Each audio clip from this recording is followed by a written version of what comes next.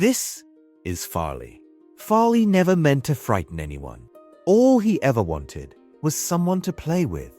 His days were full of naps and adventure. But what good is adventure when you have no one to share it with? Farley knew every warm stone, every sunlit ledge.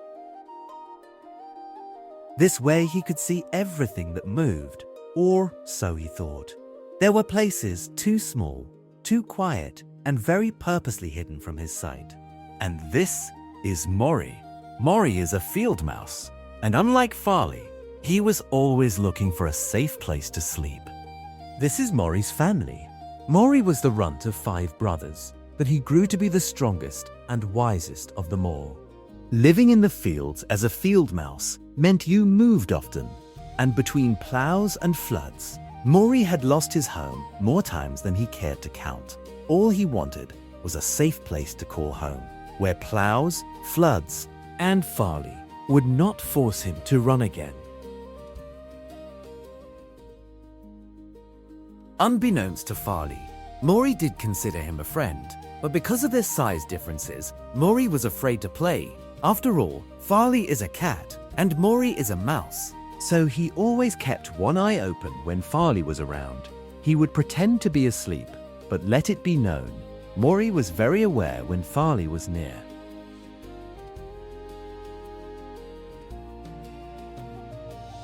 Summer had quickly faded, and the pinks and oranges of autumn sunrises ushered in the crisp fall air. It was clear it wasn't just a visit. It was settling in to stay a while. Morrie sat on his knapsack thinking that another cold winter was quickly approaching, and now was the time to find his new home. He could wait no longer. That evening, while Morrie was walking his usual path, the old stone building, hoping to find his favorite evening snack, mushrooms, he happened to notice a crack in the stone wall of the old building. At first he kept on walking, but quickly turned around and made another pass. Why haven't I ever noticed this before? I wonder what's on the other side. He stood very still, quietly watching the crack for any movement.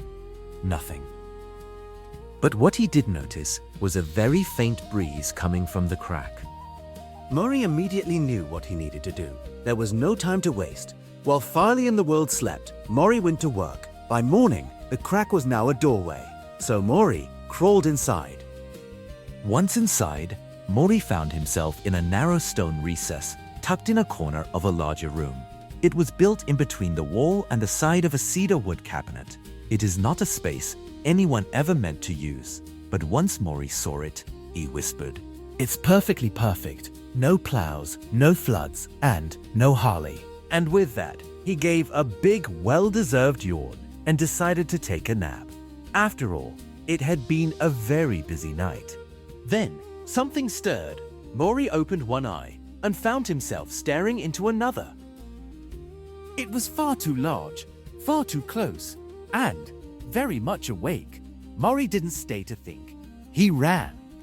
That night, Morrie was reminded why he needed a new home. The rains flooded the fields once more, and Morrie knew he had to try again. He returned the next day and stood for a very long while in front of the crack, not sure what he would find. He took a big brave breath and stepped back inside. What is this? Where did it come from? It smells delicious.